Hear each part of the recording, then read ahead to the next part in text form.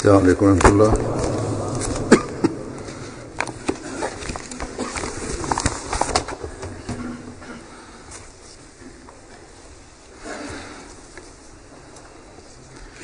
أشهد أن لا إله إلا الله وحده لا شريك له وأشهد أن محمدًا عبده ورسوله أما بعد فأعوذ بالله من الشيطان الرجيم بسم الله الرحمن الرحيم الحمد لله رب العالمين الرحمن الرحيم مالك يوم الدين إياك نعبد وإياك نستعين اهدنا الصراط المستقيم صراط الذين أنعمت عليهم غير المغضوب عليهم ولا الضالين.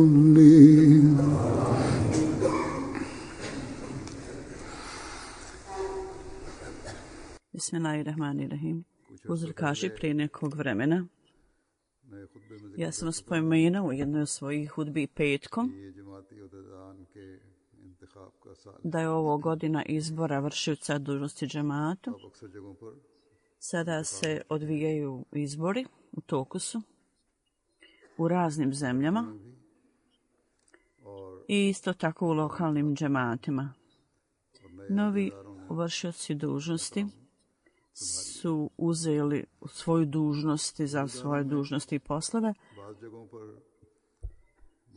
Neki vršioci dužnosti i neki predsjednici i drugi vršioci dužnosti su izabrani su negdje novi. Imam neke promjene, međutim, na mnogim mjestima su ostali ljudi koji su izabrani, su isti ljudi koji su još prije služili. Od novih koji su izabrani,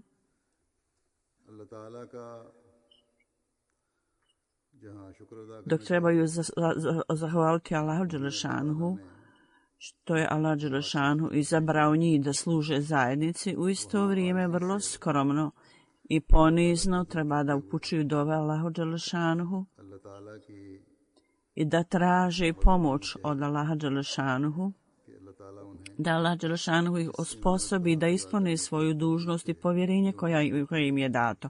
Slično tome, oni vršioci dužnosti koji su izabrani po drugi put ili ponovo,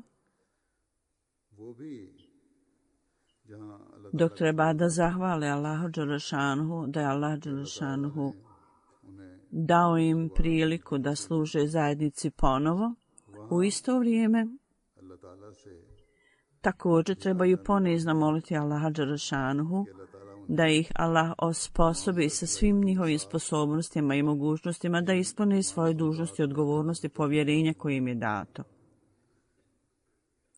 Onoga što im je povjereno. U toku prethodnog perioda služenja, kakvo god je nemar ili ljenost ili zaboravnost bila opažena ili koji su počinili, i zbog toga možda nisu bili u stanju da kako treba ispuni dužnost koja ima povjerenja, da ih Allah dželešanuhu oprosti im te propuste i onda, pokazujući svoje blagoslove, da naredne 3 godine za koje je njima data odgovornost i prilika data im je da služe džematu i povjerenje koje im je dato i odgovornosti koje im je predana, da u budućnosti ne bude nikakvog nemara ni propusta niti mahane u tome i da budu u stanju da ispune svoje dužnosti kako te odgovornosti traži da ih Allah osposobi. Zato treba da zapamtite da služenje radi džemata ne treba uzeti kao malu odgovornost. To nije mala odgovornost, ne treba je uzimati tako na taj način. Svi od nas, bilo da smo vršioci dužnosti ili smo samo obični Ahmedi muslimani, mi smo dali obećanje i obećali smo da ćemo dati prednost religiji nad svjetovnim stvarima. I kad osoba radi služenja religiji, bilo kao vršioci dužnosti, bilo da prihvata odgovornost za služi džemat ili bude određen da obavlja određenu službu, onda više nego bilo ko drugi njegova dužnost i odgovornost na ramenima koja mu ostavlja treba da ispuni onda svoje obećanje koje je dao. Treba da zapamtimo da zavjet obećanje koje smo dali, napravili smo obećanje sa Allahom Đelešanhu. I Allah Đelešanhu je strogo spomenuo častom u Kur'anu da obećanja i zavjete moramo ispuniti. Zbog toga uvijek zapamtite Allah Đelešanuhu je spomenuo vrlo jasno ovu stvar, da dužnost koja vam je povjerena, koju ste prihvatili, oni su vaša obećanja i vaš zavjet. Zato povjerenje i odgovornosti treba da ih u cijelosti ispunite. Na jednom mjestu Allah Đelešanuhu je spomenuo da oni ljudi koji su istiniti u svojoj riječi, koji slijedi put bogobojasnosti, spomenuti ukaz na to. To jest u prevodu da kad oni dadnu obećanje, oni uvijek to ispune. Dakle, ovo je temeljna istaknutost koja treba da bude tu, pogotovo oni ljudi koji su na sebe preuzeli odgovornost da ispune neke dužnosti službe džematu. Oni uvijek trebaju da čvrsto budu temeljeni na istinoljubivosti i isto tako da uvećaju svoj položaj bogobojaznosti, treba da čini takvu dužnosti s tim, da obavljaju svoje dužnosti. Ako u svom standardu istinoljubivosti, ako ima samo malo slabosti ili nekog uzdržavanja ili na putu bogobojaznosti nisu primjer za obične članove džemata, onda njegovo obećanje i posao i služba i povjerenje koje mu je dato, onda on ne posvećuje punu pažnju tome. Zbog toga predsjednici prije svega treba da u temelji pokažu svoje primjere pred svojim izvršnim tijelom i također pred drugim članovima džemata, dakle pred svojim onim saradnicama, pred svojom organizacijom. Radi odgoja, kojima je data odgovornost odgoja i posao odgoja samo može biti u cijelosti dobro obavljen kada je tu dobar primjer. Onaj koji radi, onaj koji je odgovoran, koji ima tu dužnost i onaj koji savjetuje ljude treba da postupa, sam on prije svega, prije svih drugih treba da on postupa po svim stvarima o kojima govori drugima. Sekretari za odgoj također treba da pokažu u temelji primjere svoje pred članovima džemata, jer odgovornost za odgoj je došao njima dat. Ja sam u nekoliko prilika spomenuo da ako odjeljenje za odgoj postane aktivno, onda mnogi drugi poslovi drugih odjeljenja će biti automatski obavljeno.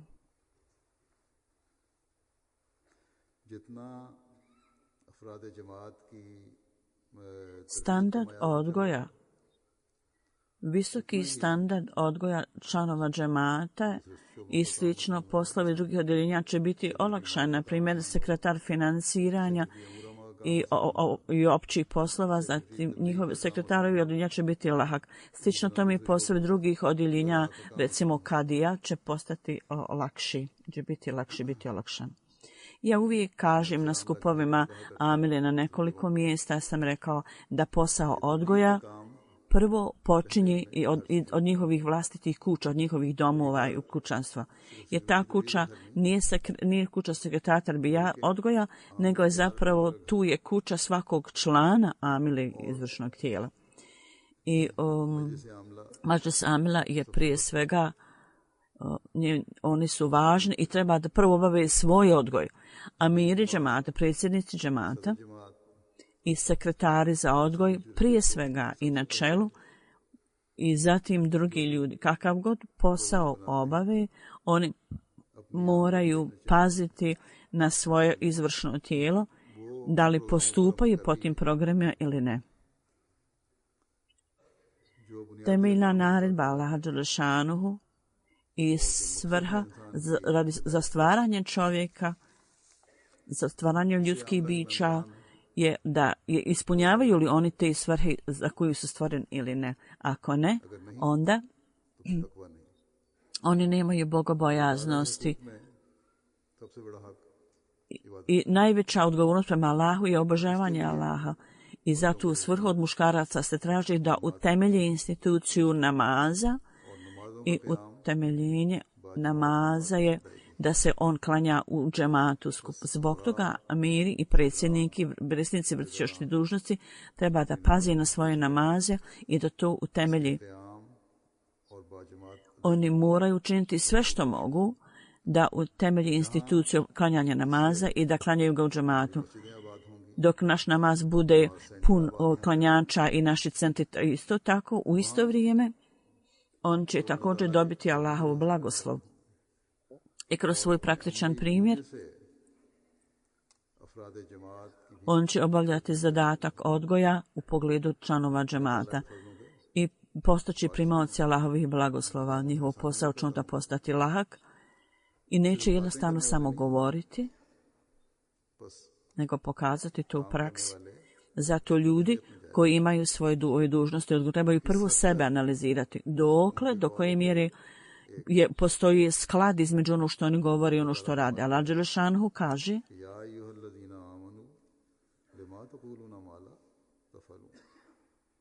to jest u prevodu, o vjernici, zašto govorite ono što ne radite? Hazreti Mesih Maud alejhi selam kaže, obećani Mesija kaže, ovaj ajet nam također govori da u imetku ljudi koji kažu u svijetu, koji kažu nešto, a ne rade, i ovi ljudi postoji u svijetu i postojali su i postojaće u budućnosti. Zato slušajte i zapamtite to vrlo dobro, da govor osobe, ako nije pravo iz njegovog srca i ako nema u tome praktične sile, to ne stvara nikakav dojam kao drugi. Onda je rekao, zapamtite da jednostavno govorljivost i jednostavan savjet riječima iz usta ne donosi nikakav rezultat ukoliko vi također ne postupate u skladu s tim. Jednostavno govor samo ne nosi nekakvu vrijednost u Allahovim očima. Osim postupaka, ako ima drugih stvari, to jednostavno nema nikakve vrijednosti u Allahovim očima. Tako da obećan Mesija alejhi selam u pogledu ove naredbe i u skladu sa Allahovim naredbama, obećan Mesija alejhi selam je vrlo dobro objasnio da ne smije biti nikakve razlike između riječi i onog što radite. Dakle, vrlo jasno, oni ljudi treba da analiziraju sebe i takvi treba da budu vršioci dužnosti džemata, radnici u džematu. Velika je razlika u mogućnostima u centru gdje namaz se ne može klanjati. Onda se namaz, ako nema mogućnosti, onda treba kod kuće klanjati namaz. Nema nekakve teškoće. Ima mnogih Hamedi muslimana koji se drže ovog principa zapravo.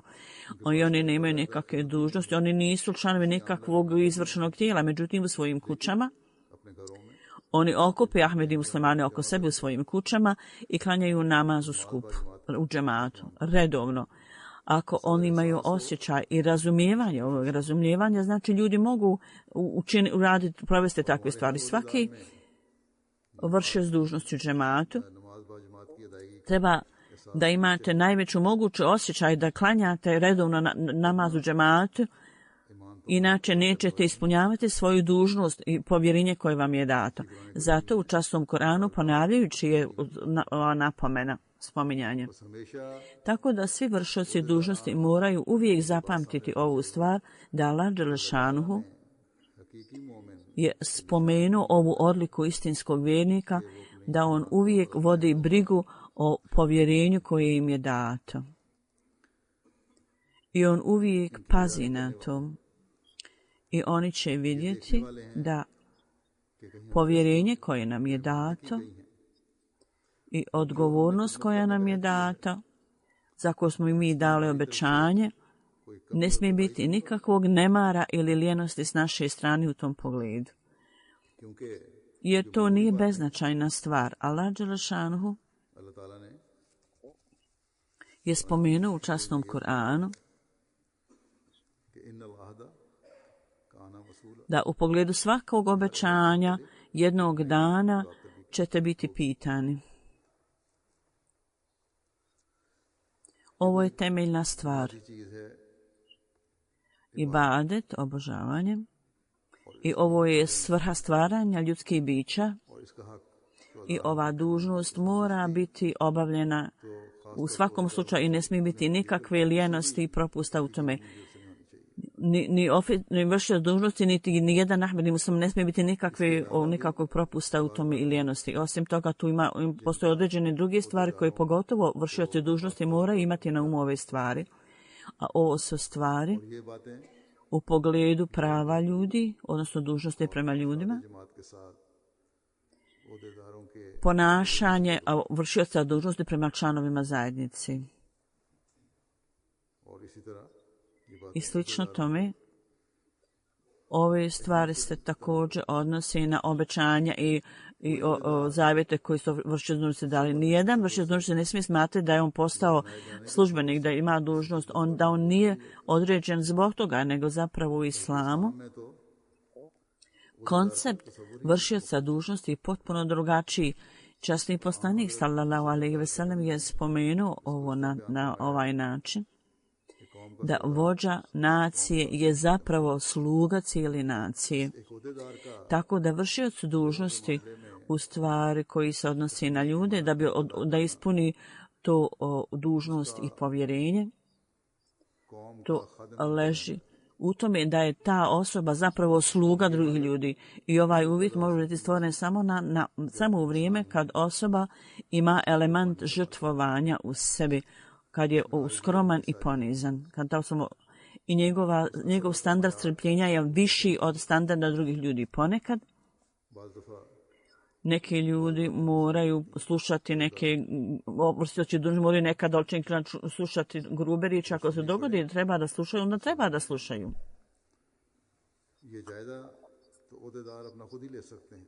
Vršioc dužnosti treba da sebe stavi na analizu, jer njegova standard tolerancije je visok ili ne, do koje visine je njegov standard tolerancije i stanje poniznosti u koji standard on ima u tom pogledu. Ponekad stvari se odnose na neke vršioce dužnosti, neke dužu pred mene stvari u kojima sposobnost i podnošljivost nije prisutna. Ako neko drugi pokazuje nepoštovanje ili grubost, on isto tako ulazi u ovu vrstu oni koji koriste loš jezik. Ako bilo koji član bude grub i nekulturan, neuljudan, to ne pravi nikakvu razliku ovom običnom čovjeku, običnom članu. Ako njegov moral i njegov ponašanje je tako. Međutim, ako vršioc dužnosti koristi loše riječi, izgovori loše riječi, onda poštovanje vršioce dužnosti i njegovo dostojanstvo podnosi i loše utiče na to. I skupa s tim, to daje loš dojam članovima zajednice. Standard džemata mora biti i standard koji obećan Mesija alejhi selam želi da vidi kod nas. I u tome, ako samo ima jedan primjer propusta ili lijenosti, to onda postavi uzrok razočarenja u zajednici i lošeg ugleda. I to se događa na nekim mjestima i neki ljudi počnu da se svađaju u džamiji. I djeca i omladina onda steknu vrlo loš dojam o ljudima. To vrlo loše utječe na njih. Ono što Allah dželešanu očekuje od nas i ljudi koji moraju temeljiti visok standard žrtvovanja, kako je Allah dželešanu spomenuo ovo. Na jednom mjestu Allah dželešanu je rekao, to jest muslimani i vjernici su oni koji u poređenju sa svojim religijskim svrhama, oni daju prednost religijskim zahtjevima nad sobom. Ovo su Ansar, pomagači, što poslanika to utemeljili, to je primjer za sve nas. Da više volimo drugima nego sebi. Željeti drugima više nego sebi. To je velika stvar.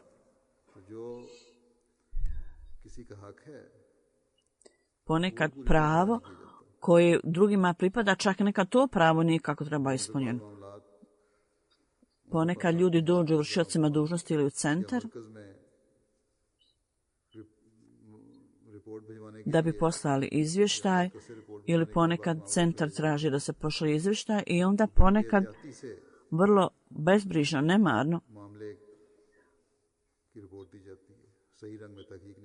on napravi izvještaj i onda bude napravljeno puno istraživanje ili stvar bude toliko kasnije zaostaje da ako zahtjev osobe ili ako bude molba za pomoć određenog člana, onda njegov zahtjev ne ispunjen na vrijeme i ta osoba onda podnese gubitak zbog toga ili podnese neke teškoće. Neki vršioci dužnosti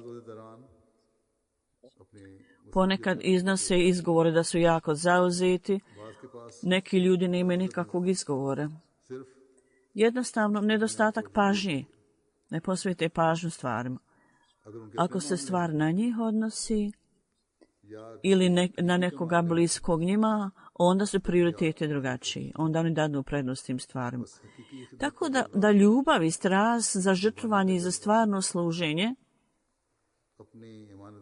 i da se u cijelosti ispuni ova dužnost je na način da kao vrsta zabrinutosti treba da tako vršite svoje poslove i dužnosti i da se žrtvujete i da imate ljubav i da uznemirenost osobe drugih ljudi osjećate kao ličnost.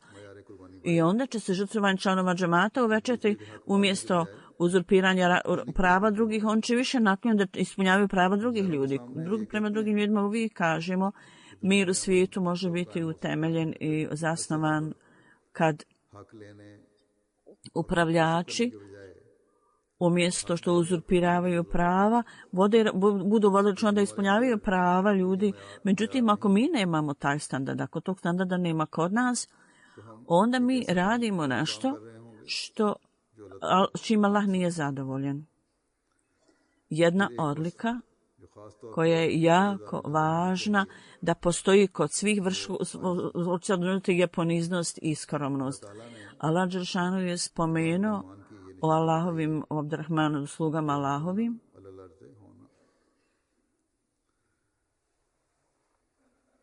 To jest, idite zemljom vrlo skromno i ponizno.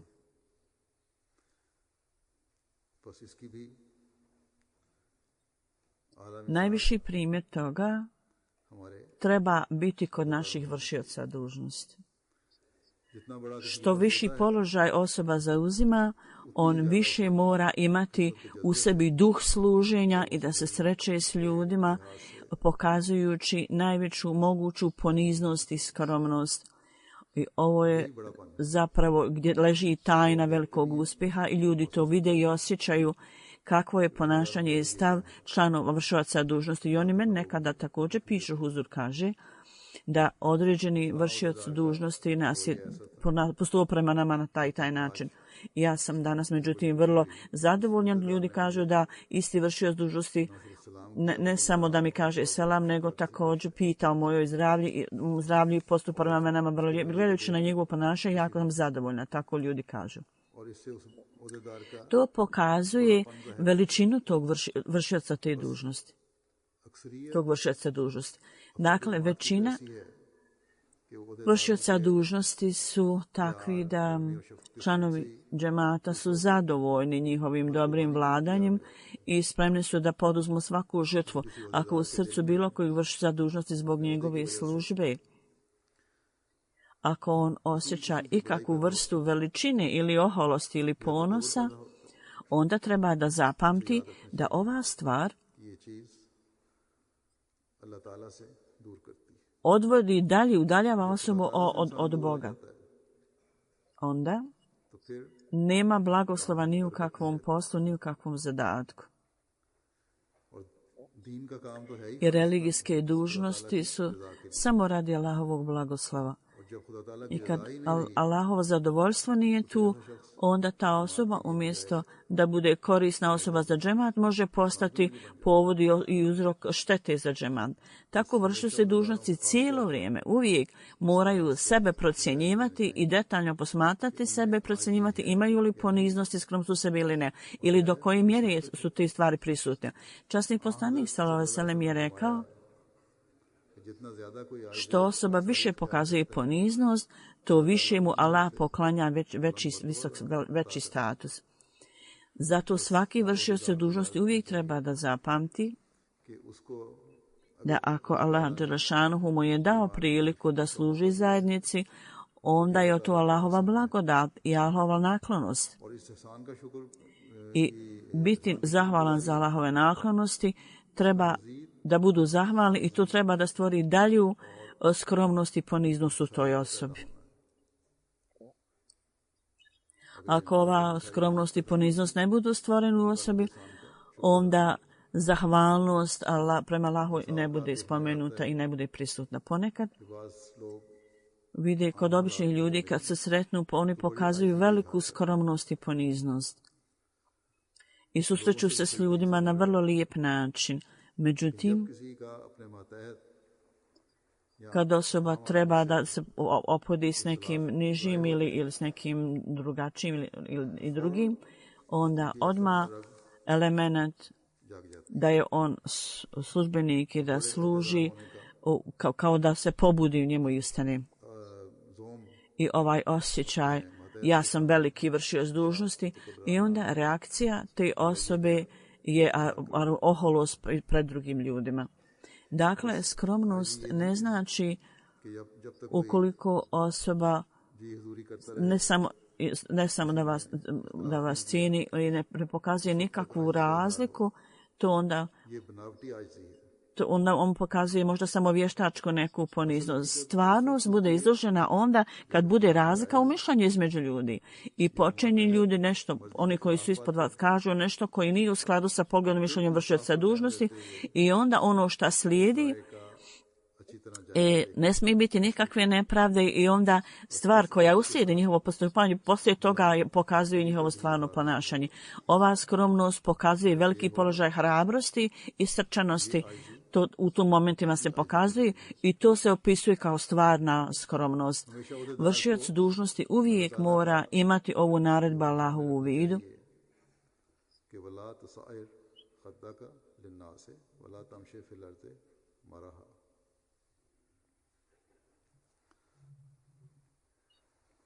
To znači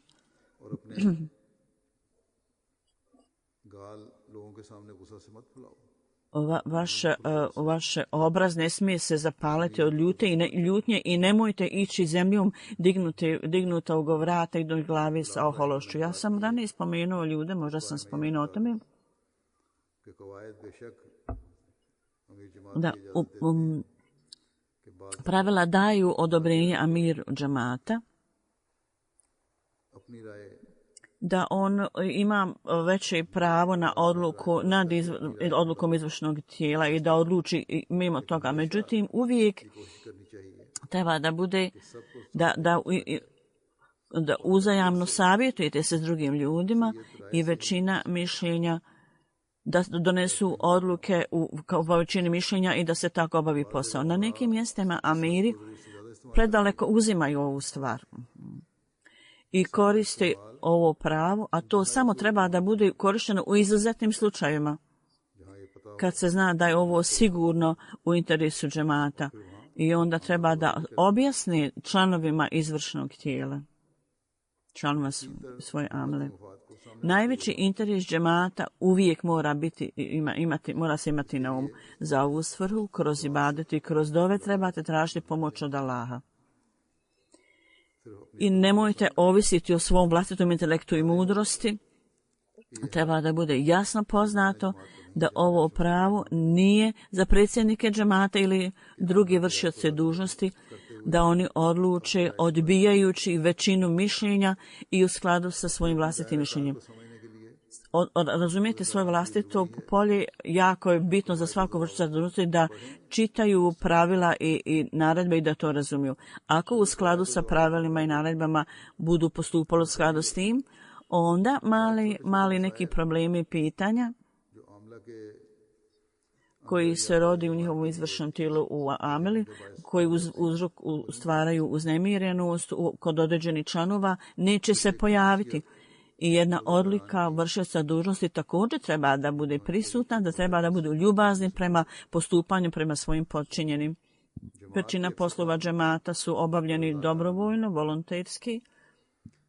I onda članovi džemata posvete vrijeme za te poslove i poslovi džemata, oni za to daju svoje vrijeme, poklanjaju vrijeme, jer oni trebaju Allahovo zadovoljstvo.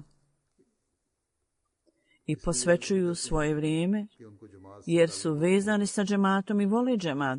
Zato vršioci dužnosti trebaju imati obzira prema ljudima koji sa njima rade. I uvijek treba da postupaju prema njima ljubazno i lijepo. Ovo je Allahova naredba. Da sa ovim lijepim postupanjem vaš sistem i vaši podčinjeni treba također da ih poučavate kako da obavljaju posao i rade. Tako da posao džemata s ciljem da se obavi na bolji način, uvijek su za tu svrhu na raspolaganju dostupni novi radnici. Posao džemata je dat od Allaha, nema sumnje o tome. Međutim, ako službenici i vršioci dužnosti koji imaju iskustvo da rade određeni posao, ako oni pripremaju drugu liniju radnika, znači koji će zamijeniti i pomoći im, onda će biti nagrađeni za ove dobre postupke. Allahovom pomoći, uz Allahovu pomoć, Allahovu milošću, niti ja, niti halife prije mene, nikada se nisu brinuli kako će posao džemata biti obavljen. Ovo je obećanje Allahovo, obećano Mesiji, alejhi selam. I Allah će uvijek omogućiti predani radnike džemata. Hazret Kalifatul Mesih treći, čini mi se, jedan vršioc dužnosti je bio mišljenja. Rekao je moje planiranje, moje razmišljanje, zbog toga financija džemata dobro radi. Hazret Kalifatul Mesih kad je saznao o tome, odredio je takvu osobu, a uklonio je ovog čovjeka koji je tako govorio. Odredio osobu koji čak nije znao ni početne stvari o stvarima financija. To je bila odluka halife vremena. I zbog toga određeni novi službenik koji ništa nije znao. Bilo je toliko mnogo blagoslova u njegovom poslu da prije toga nije moglo biti ni zamišljeno takvi rezultati dobri uspjeh. Tako da vršioci dužnosti njima Allah daje priliku.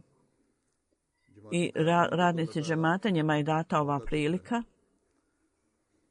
I ljudi koji su posvetili svoj život, oni daju svoje vrijeme i njima je data prilika da služe džemat i religiju i da postanu primaoci Allahovih blagoslova. Inače,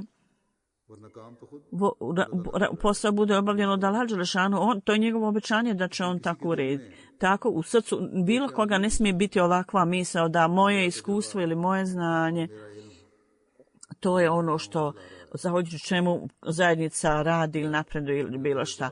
I zbog moje znanje i moje iskustvo, zbog toga zajednica napreduje. Poslovi zajednice, to je bude obavljeno uz Allahove blagoslove. Jako je mnogo propusta i slabosti kod nas, da su to svjetovne stvari, onda takva vrsta blagoslova ne bi mogla biti tu prisutna i takvi rezultati ne bi mogli biti prisutni koji su prisutni. Allah dželešanuhu štiti i prekriva ove slabosti i donosi do dobrih rezultata. Dovodi do.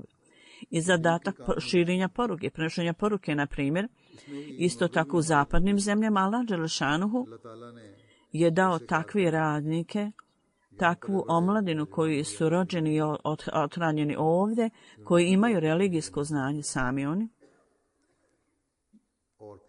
I onda oni se suočavaju sa protivnicima Ahmedijata i daju takve čvrste odgovore da zaista čovjek bude iznenađen. I onda ima mnogo takvih mladi koji ovim odgovorima protivnicima, na to protivnici ne imaju nikakvog drugog izlaza nego da napuste ovu raspravu. Vršioci dužnosti treba da iskoriste priliku da služe džematu kao Allahov blagoslov, da je to Allahov blagoslov, a ne smiju smatrati da je to rezultat njihovog iskustva ili sposobnosti ili znanja. I onda jedna odluka koja mora biti kod vršioca dužnosti je dobro vladanje i da članove postupaju na članima na lijep način. Allah dželešanu kaže, to jest, kad se sretnete s ljudima, govorite s njima s osmihom na licu i sa zadovoljstvom i lijepim riječima. Ovo je također temeljna odlika koja uvijek mora biti prisutna kod vršioca dužnosti. Oni mu trebaju biti vrlo ljubazni prema svojim podčinjenim i svojim kolegama, vrlo ljubazni i uljudni. Kad god razgovaraju s njima, kad god im se obraćaju i kad god govori drugim ljudima, trebaju imati na umu ovu tačku, ovu stvar, da treba da pokazuju dobar moral. Govoriti grubo ponekad, zbog nekih upravnih pitanja, ponekad bude i potreba za to u nekim prilikama povremeno. Međutim, ova potreba je najviša tačka i ako neko bude savjetovali sa ljubavlju i ljubazno i vršio s dužnosti dadne da čovjek taj razumije, mi tebi želimo dobro i veliki procenat radnika su takvi da će oni ovo razumjeti i bit će spremni da sarađuju sa džematom zato što su povezani i vezani sa džematom, imaju ljubav prema džematu. Veliki uvjet i zahtjev je da ovaj osjećaj bude usađen u ljude. Ili ljudi treba da imaju ovo razumijevanje, ovaj osjećaj da vršioci dužnosti su nama dobročinitelji i oni k nama dolaze. Treba dogovoriti s ljudima na lijep način i ako neko napravi grešku, nemojte biti vrlo grubi i oštri odmah na početku, da čovjek ne bude u prilici da razjasni tu stvar. Naravno, ljudi koji to ponovo rade i stalno rade, oni koji stvari nerede s malim stvarima, treba da budete čvrsti u pogledu toga. Međutim, radi toga treba da bude potpuna istraga o stvarima. I skupa s tim, ova čvrstina i oštrina ne smiju postati vrsta ličnog ponašanja osobe i odlika, nego treba da bude u svrhu popravljanja. Časni poslanik sallallahu alejhi ve sellem jednom prilikom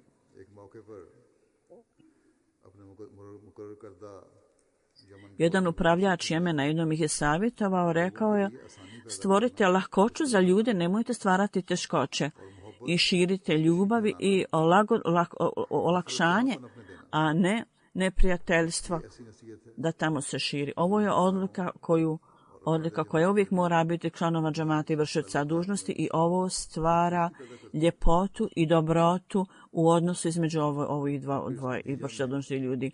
U vezi toga, među članovima džemata, ovaj osjećaj da se vodi briga o osjećanjima drugih ljudi, bude taj duh stvoren među njima.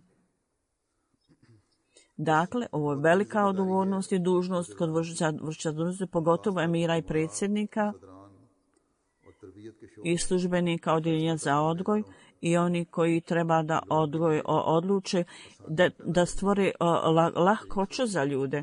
I ovo također trebate imati na umu, da unutar naredbi Allahovih treba da posvojite ovo ponašanje, ne kao svjetovni ljudi, da s ciljem da stvorite lahkoću zaboravite naredbe Allahove.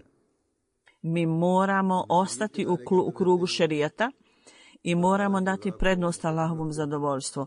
Mi moramo ispuniti dužnost i odgovornost prema ljudima. I isto tako treba da pazimo na naše obećanje koje nam i naše povjerenje koje nam je dato. Kao što sam rekao, Huzur kaže pravila i naredbe koje svaki vršioc dužnosti treba da to vidi i u pogledu vlastitog odjeljenja treba da imate potpune obavještenja i puno znanja o tome. Svako treba da zna svoje granice i granice. Ponekad vršioci dužnosti ne znaju svoje ograničenja i granice i jedno odjeljenje radi jedan posao dok u skladu sa pravilima drugo odjeljenje je preuzelo te stvari. Ili ponekad se dogodi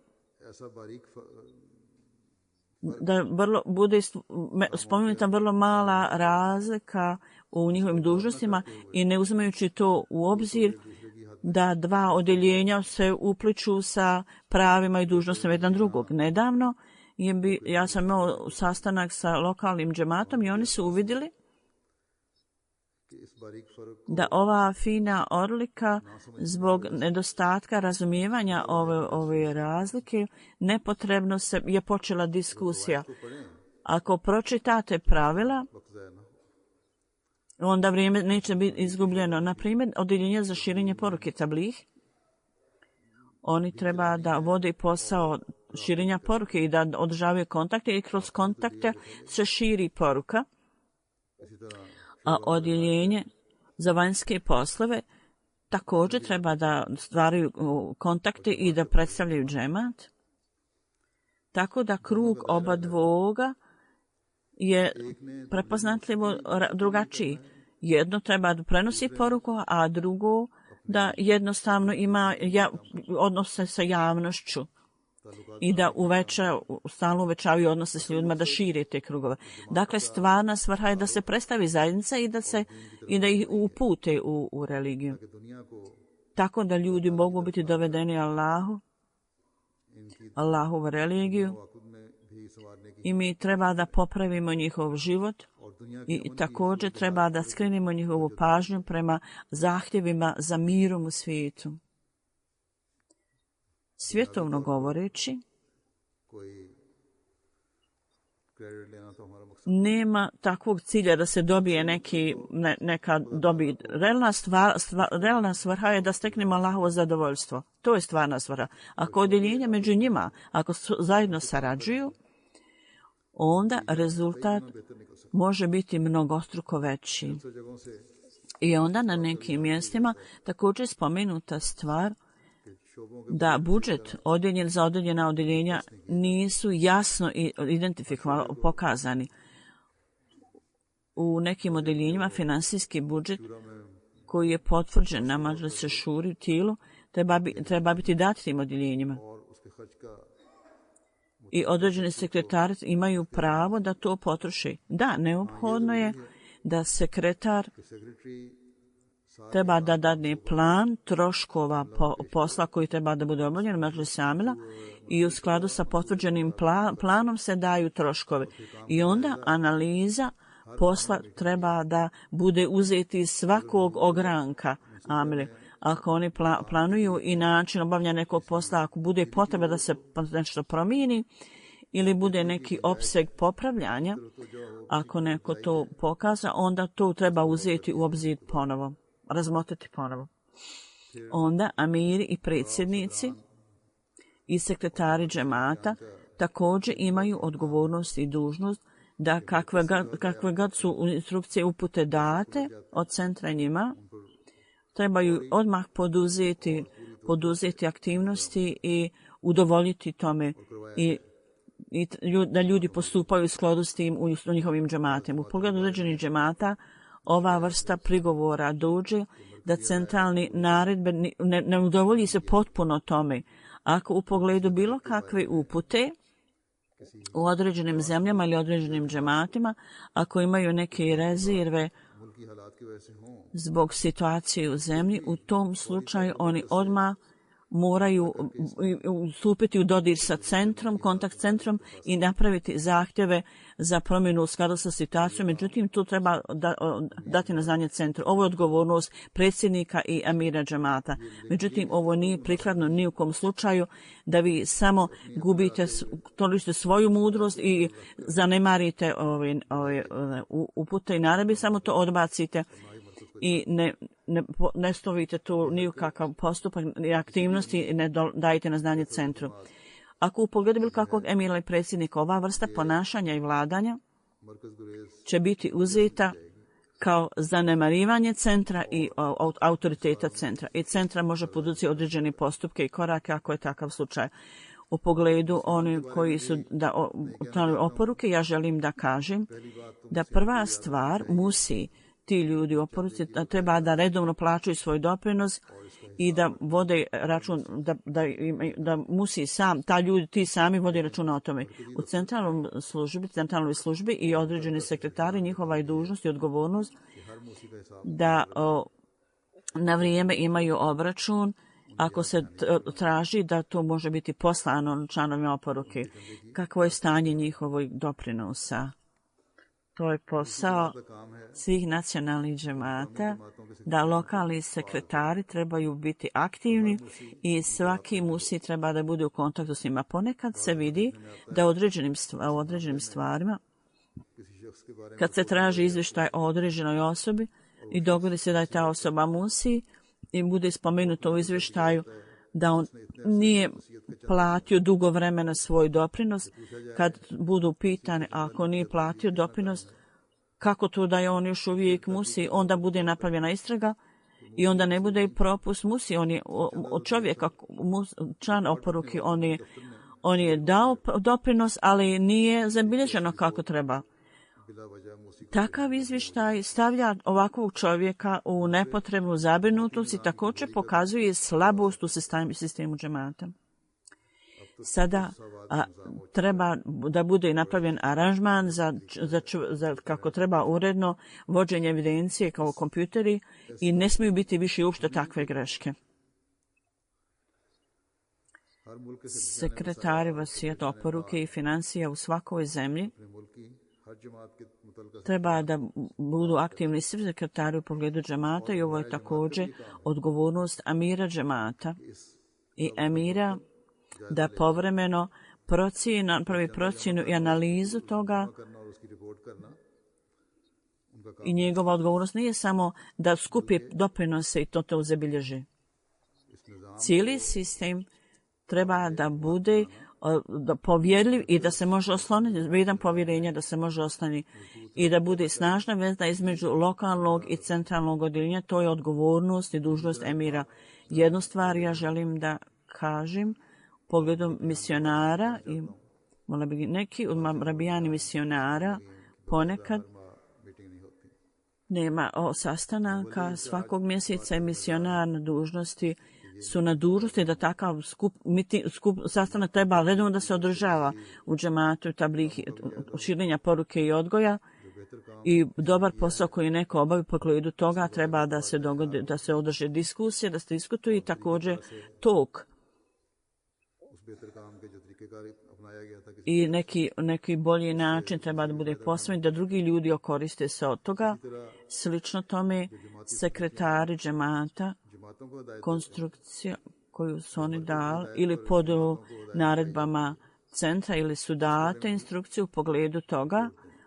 Oni treba da daju izvještaj i misionari treba da vide u džematima koliko je mnogo posla urađeno u ovom pogledu. I gdje god sekretari nisu vrlo aktivni, na primjer u širenju poruke, u odgoju ili financijama, misionar treba da ih podsjeti o tome ako nisu vrlo aktivni. Da Allah dželešanu dane sposobnost svim vršiocima dužnosti da ovi vršioci dužnosti kojima je data dužnost i odgovornost ove 3 naredne godine, da u tom periodu do maksimuma sa svim svojim sposobnostima i mogućnostima budu u stanju da ispune svoje dužnosti i odgovornosti. I kroz svaki postupak i svaki njihovu izjavu da budu dobar primjer svim drugim ljudima.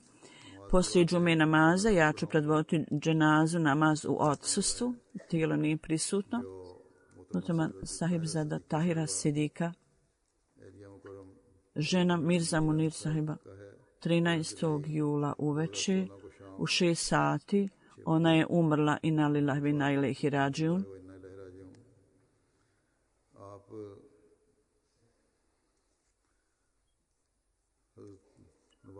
Ona je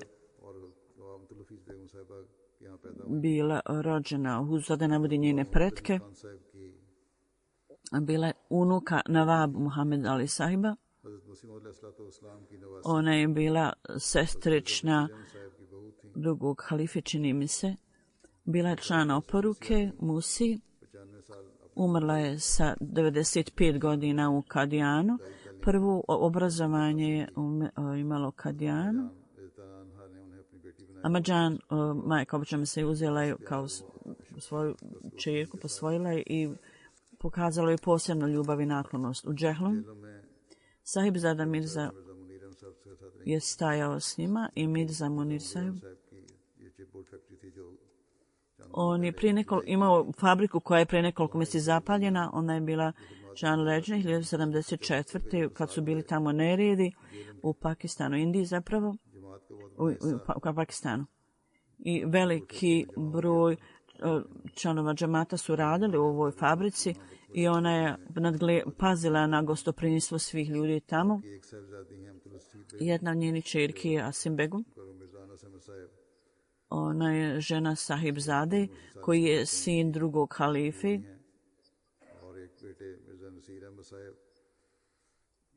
On je emir džemata u Dželumu i služi u tom svojstvu. I nastavio je dok je tamo bila fabrika i onda je morao to da napusti. On je zet Hazreti Fatul Mesih četvrtog. Ova gospođa je bila vrlo ljubazna i veliko gostoprimljiva i vrlo ustrajna i čvrsta i od ibadeta i klanjala redovno namaze i tahadžud. Imala je vrlo blizak odnos sa hilafetom i u finansijskim molbama i apelima uvijek je učestvovala, vrlo je bila gostoprimljiva. Imala je veliku osjećaj časti prema džematu i institucijama i ništa nije tolerisala ako bi neko rekao nešto protiv zajednice, ako bi nešto rekao nešto protiv džemata ili hilafeta, ona bi to uvijek zaustavljala i ušutkivala. Hazreti Ahmadjan, kao što sam rekao, ona je Ahmadjan je uzela kao čerku i većina od njenog dauri vjenčanog dara je od Ahmadjan pripremila i drugi stvar, da Rađošanu uzdigne položaj ove umrle duše i da joj oprosti i da joj pokaže svoju milost i njenim potomcima osposobi ih sve da slijedi put dobrote i bogobojaznosti i ispravnosti i da imaju vezano sa institucijom halifata.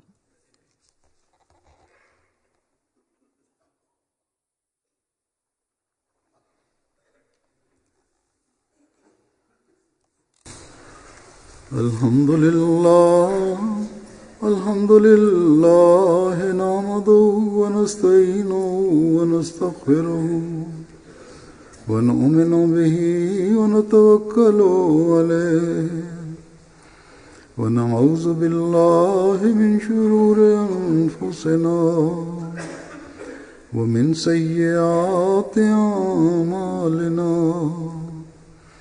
من يهده الله فلا مضل له ومن يضلل فلا هادي له ونشهد أن لا إله إلا الله ونشهد أن محمدا عبده ورسوله.